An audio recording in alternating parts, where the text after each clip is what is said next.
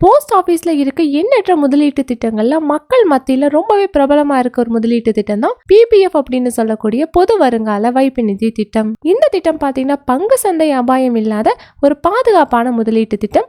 இந்த திட்டம் மூலமா ஒரு லாபகரமான வருமானமும் கிடைக்கும். இந்த திட்டத்தோட லாக்இன் பீரியட் 15 ஆண்டுகள். இந்த திட்டத்துக்கு வரி சலுகைகளும் இருக்கு. இந்த பிபிஎஃப் திட்டத்துக்கு 7.1% வட்டி விகிதம் வழங்கப்படுது. இந்த திட்டத்தை குழந்தைகள் பேர்லயும் பெற்றோர்கள் அல்லது பாதுகாவலர் மூலமா தொடங்கலாம். இந்த திட்டத்துல என்ஆர்ஐக்கள் இணைய முடியாது. ஒருவேளை குழந்தையா இருக்கும் போதே தொடங்குனீங்க அப்படின்னா முதிர்வு காலம் வரைக்குமே நீங்க இந்த திட்டத்துல இருக்கலாம். இதன் மூலமா முதிர்வு காலத்துல உங்களுக்கு 1 கோடி ரூபாய் வரைக்கும் வருமானம் கிடைக்கும். தினசரி 417 ரூபாயை உங்களோட வங்கி கணக்குல 25 ஆண்டுகளுக்கு முதலீடு செஞ்சீங்க அப்படின்னா அதோட முதிர்வு தொகை பாத்தீங்கன்னா 1 கோடி ரூபாய்க்கு மேலேயே இருக்கும். அதாவது பொது வருங்கால வைப்பு நிதி திட்டத்துல தினமுமே 417 ரூபாயை முதலீடு செஞ்சீங்க அப்படின்னா மாதம் 12,500 ரூபாயை முதலீடு செய்வீங்க.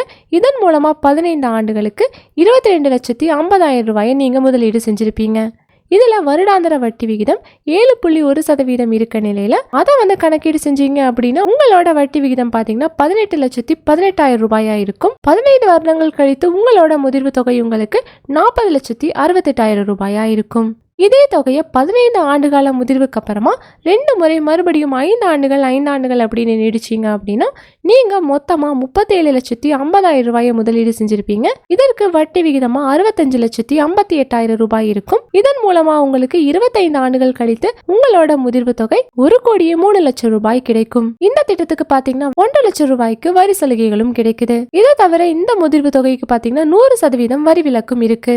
இந்த பிபிஎஃப் திட்டத்தை பாத்தீங்கன்னா போஸ்ட் ஆபீஸ்ல பொதுத்துறை வங்கிகள் சில முன்னணி தனியார் வங்கிகள் மூலமாவும் தொடங்கிக்கலாம். இப்ப பாத்தீங்கன்னா பேங்க்ல ஆன்லைன்ல கூட தொடங்குற வசதிகளும் இருக்கு. இந்த பிபிஎஃப் கணக்கு தொடங்கப்பட்ட ஆண்டுல இருந்து 7வது நிதி ஆண்டுல உங்களோட பிபிஎஃப் கணக்குல இருந்து ஓரளவு தொகையை உங்களால பெற முடியும். சில வங்கிகள் பாத்தீங்கன்னா 5 வருடங்களுக்கு பிறகு பணம் எடுக்கவும் அனுமதிக்குது. அப்படி நீங்க எடுக்கப்படுற தொகை பாத்தீங்கன்னா ஒரு நிதி ஆண்டுல ஒரு முறை மட்டும் தான் எடுக்க முடியும். அதுவும் முந்தைய ஆண்டோட நிலுவையில இருக்க 50% பணத்தை மட்டும் தான் எடுக்க அனுமதிக்கப்படுது. சோ இந்த திட்டம் பாத்தீங்கன்னா ரொம்பவே ஒரு பயனுள்ள திட்டமா தான் இருக்கும். சோ இந்த வீடியோ உங்களுக்கு ரொம்பவே யூஸ்ஃபுல்லா இருக்கும் நம்புறோம். இதே போல மணி ரிலேட்டட் வீடியோஸ்க்கு இந்த வீடியோக்கு ஒரு லைக் பண்ணிட்டு நம்ம சேனலையும் சப்ஸ்கிரைப் பண்ணிடுங்க.